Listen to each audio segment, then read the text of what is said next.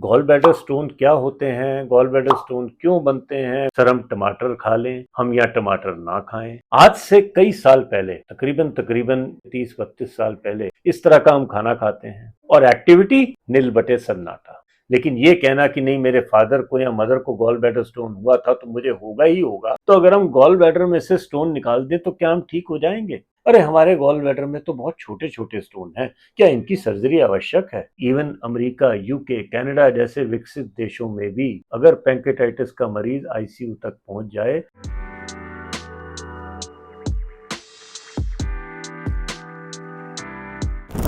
नमस्कार दोस्तों, कुछ दिन पहले मैंने एक वीडियो किया था गॉल ब्लैडर स्टोन और इस डिजीज के बारे में। यकीन मानिए उसके बाद मेरे पास इतने प्रश्न आए कि मुझे लगा कि शायद वीडियो में कहीं कमी रह गई समझाने में।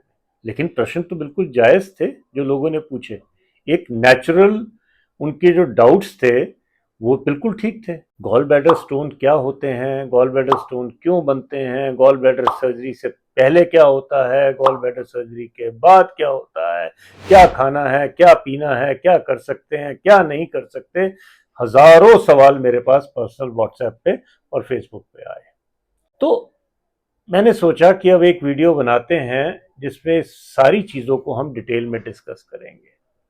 पर दोस्तों एक चीज़ करनी पड़ेगी कि बीमारी से पहले बात करूं मैं, इससे पहले मुझे थोड़ा सा समझाना पड़ेगा कि गॉल ब्लैडर होता क्या है, इसका काम क्या होता है और इसमें किस तरह से काम चलता है। तभी थोड़ी सी समझ आएगी कि हम क्या बात कर रहे हैं। तो आज मैं आपको एक सरल सा डायग्राम बना के, जो कि सिर्फ दिखाने के लिए बनाया गया, समझाता हूं। ये लीवर है, इसके अंदर बाइल बनती है जो कि खाने के लिए बहुत जरूरी होती है। यहां से बाइल का कंटिन्यूस प्रोडक्शन होता है और इन नलियों के जरिए वो यहां पर आती है। ये जो हरे रंग के निशान दिख रहे हैं ये बाइल का फ्लो बता रहे हैं। यहां से ये बाइल गॉल ब्लैडर में जाती है। ये गॉल ब्लैडर है, नाशपाती की शक्ल का एक छोटा सा ऑर्गन।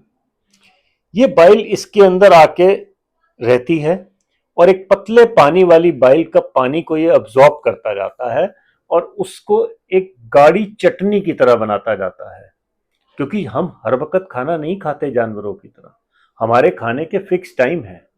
और फिर ये टेम्पररी स्टोर हाउस है बाइल का, पतली बाइल को थिक बाइल में कन्वर्ट कर देता है। फिर जैसे ही हम खाना खाते हैं ये हमारी आंतें हैं, जैसे ही खाना यहां से यहां पहुंचता है सिग्नल जाता है, ये ऐसे करके अपने आप को पिचकाता है और इस सारी बाइल को इसके अंदर फेंक देता है। फिर जो पानी हम पीते हैं या जो पानी हमारी इंटेस्टाइन में होता है उससे मिलके वो बाइल जो कि गाढ़ी कर दी गई थी दोबारा से पूर्ण रूप से पहले की तरह पतली हो जाती है और खाना हजम करने के काम आती है। ये बिल्कुल सरल भाषा में मैंने आपको समझाने की कोशिश करी। एक दो चीजें इसमें और समझने वाली है कि यहां से बाइल आई, ये एक पाइप है जो गॉल ब्लैडर को जोड़ रही है और ये ड्यूडेनम या इंटेस्टाइन है। इसके बगल में एक बहुत ही महत्वपूर्ण ऑर्गन है जिसको कहते हैं पैंक्रियास। जो भी हमारी बॉडी के एंजाइम्स हैं जो प्रोटीन, कार्बोहाइड्रेट्स और सब चीजों को डाइजेस्ट करते हैं वो इसके अंदर बनते हैं। और ये अपने एंजाइम इसी वक्त रिलीज करता है जब इधर से बाइल आती है। इन दोनों की पाइप बिल्कुल अगल बगल में पड़ोसियों की तरह खुलती है।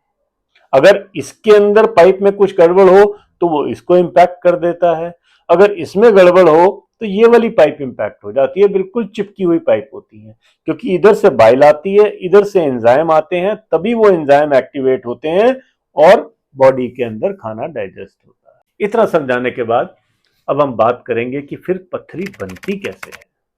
अधिकतर लोग मेरे से सवाल करते हैं, सर हम टमाटर खा लें हम या टमाटर ना खाएं, हम ये जो पकी हुई दालें खाते हैं इसकी वजह से कंकड़ पत्थर बनते हैं। ऐसा कुछ नहीं है।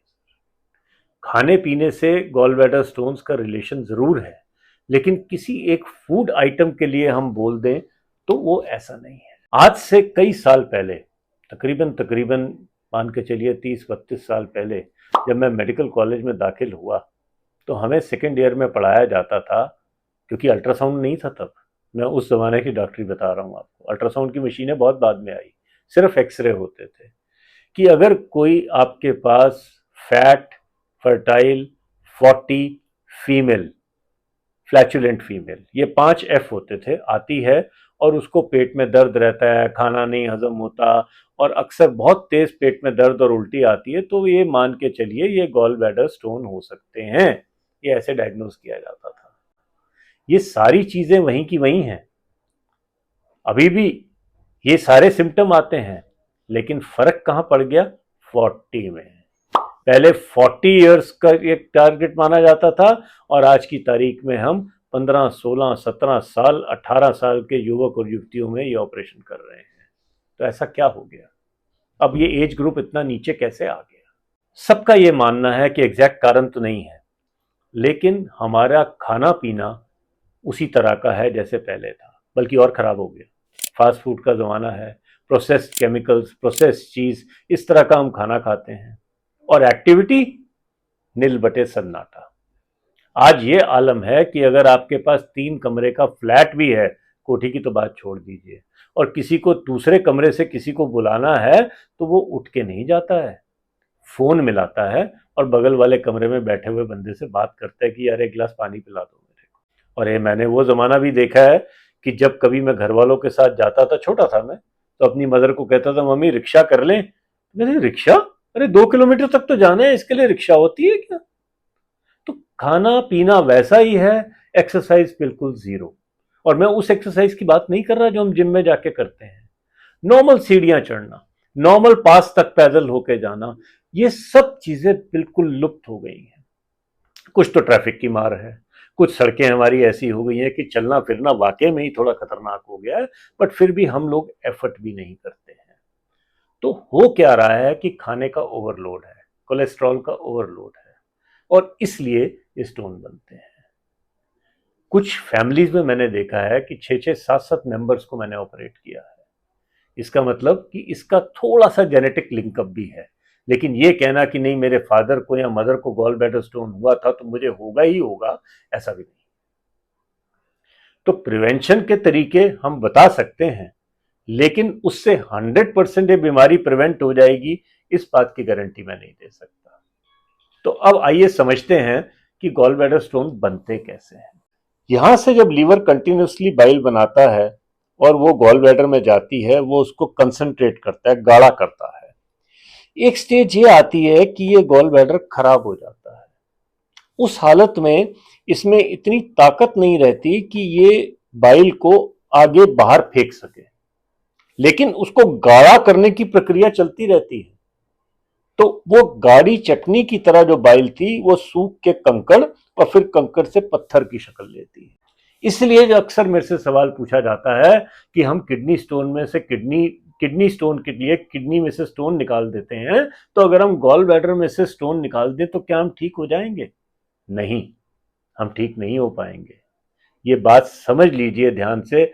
सबसे कॉमनली पूछे जाने वाला सवाल यही है कि स्टोन की वजह से हमें परेशानी नहीं है, परेशानी गॉल ब्लैडर के खराब होने की वजह से।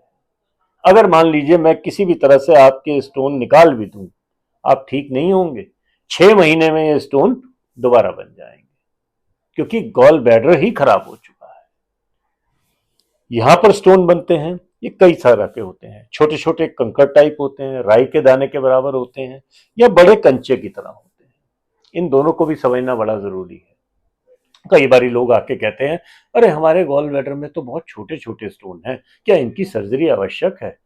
मैं ये बताना चाहूंगा कि बड़े स्टोन के लिए आप थोड़ा सा रुक भी जाएं, लेकिन छोटा स्टोन तो बहुत ही खतरनाक होता है। जितनी बारी गॉल ब्लैडर अपने आप को खाली करने की कोशिश करेगा, लेकिन कर नहीं पाएगा क्योंकि वो तो खराब हो चुका है। उसी वक्त आपको दर्द होगा, क्योंकि वो पूरी ताकत लगाएगा कि किसी तरह इसको मैं बाहर फेंकूं, और वो फेंक नहीं पाएगा। नतीजा, डाइजेशन की प्रॉब्लम, गैस बनना, एसिडिटी होना, खाना ना डाइजेस्ट होना, दर्द होना। लेकिन अगर एक बारी उसका तुक्का चल गया और इसमें से एक भी स्टोन आके यहां फंस गया, ये गॉल ब्लैडर की नेक है, तो ये गॉल ब्लैडर फूलता जाएगा, और जब ये फूल के इतना बड़ा हो जाएगा और फिर इसमें पस पड़े, और मान लीजिए यहां से भी पार हो गया, तो फिर ये सीबीडी कॉमन बाइल डक्ट जो होती है इसके नीचे वाले हिस्से में जाके फंस जाएगा, और ये वो जगह है जहां पर सबसे ज्यादा जानलेवा खतरा हो सकता है गॉल ब्लैडर डिजीज का। अगर गॉल ब्लैडर स्टोन की सबसे ड्रेडफुल कॉम्प्लिकेशन है, सबसे खतरनाक कॉम्प्लिकेशन है, तो वो ये है, जैसा मैंने शुरू में बताया, यहां पर एक नहीं दो नलियां खुलती हैं, एक को कहते हैं पैंक्रेटिक डक्ट और एक को बाइल डक्ट। जैसे ये स्टोन यहां फंसेगा, आपका बाइल का प्रभाव रुक जाएगा और पीछे बाइल इकट्ठे होने लग जाएगी, लीवर का साइज बढ़ेगा और पेशेंट को जॉन्डिस हो जाएगा। और क्योंकि यहां पर ही दूसरी पाइप खुल रही है और यहां पत्थर फंस गया, स्वेलिंग आएगी, इसके नतीजे से दोनों पाइप दब जाएंगी और पैंक्रियाज का रास्ता भी ब्लॉक हो जाएगा, और ये एंजाइम जो अंदर हैं वो एकदम से फूलने लगेंगे, यहां पर आएंगे, और ये एंजाइम्स का काम क्या है? डाइजेशन। अब बाहर तो जा नहीं पाए, वो पैंक्रियाज को ही डाइजेस्ट करना शुरू कर देंगे, स्वेलिंग आ जाती है, पैंक्रेटाइटिस। और आपको बताऊं कि इवन अमेरिका, यूके, कनाडा जैसे विकसित देशों में भी अगर पैंक्रेटाइटिस का मरीज आईसीयू तक पहुंच जाए तो इसमें जान जाने की बहुत ज्यादा खतरा होता है। और यही एक सबसे ड्रेडफुल कॉम्प्लिकेशन है जिसके लिए हम कहते हैं कि अगर आपको गॉल ब्लैडर स्टोन डायग्नोज हुए हैं तो इस पे बैठिए नहीं, आइए और इसका इलाज कराइए। एक सिंपल सा ऑपरेशन जिसके लिए मुश्किल से 24 घंटे अस्पताल में रुकना पड़ता है, तीसरे चौथे पांचवें दिन लोग अपने काम पे भी चले जाते हैं, अगले दिन हम मरीज को डिस्चार्ज कर देते हैं। और आजकल तो ये आलम है कि मैं सुबह ऑपरेशन करता हूं और शाम को जब राउंड पे जाता हूं तो लोग वर्क फ्रॉम होम हॉस्पिटल के बेड से लैपटॉप लेके काम कर रहे होते हैं। लेकिन अगर इसको नजरअंदाज करेंगे तो ये सब कहानी बनती चली जाएगी। ऑपरेशन बहुत सरल है, हमने अंदर जाके दूरबीन के सहारे यहां से इसको डिस्कनेक्ट करके इस गॉल ब्लैडर को निकाल देना है, बस इससे ज्यादा कुछ नहीं है, अगर समय रहते किया जाए तो। हाँ, लेकिन अगर इसमें पस पड़ जाएगी या पैंक्रेटाइटिस हो जाएगा या मान लीजिए स्टोन यहां पर स्लिप हो जाएगा तो फिर एक नहीं तीन तीन प्रोसीजर करने पड़ेंगे। सबसे पहले हमें एंडोस्कोपी करके ये पत्थर निकालना पड़ेगा, जैसे नाली ब्लॉक हो जाती है इसको खोलना पड़ेगा और इसके अंदर एक पाइप डालना पड़ेगा कि यहां सोजिश है दोबारा ना बंद हो जाए। फिर हम अगले दिन गॉल ब्लैडर की सर्जरी करेंगे और फिर 6 हफ्ते के बाद एक और एंडोस्कोपी करके इस पाइप को भी निकाला जाएगा। तो ये आप समझिए कि एक छोटी सी चीज, छोटी सी बीमारी जो कि इतने सरल तरीके से ठीक हो सकती थी, उसका कितना लंबा इलाज हो जाए।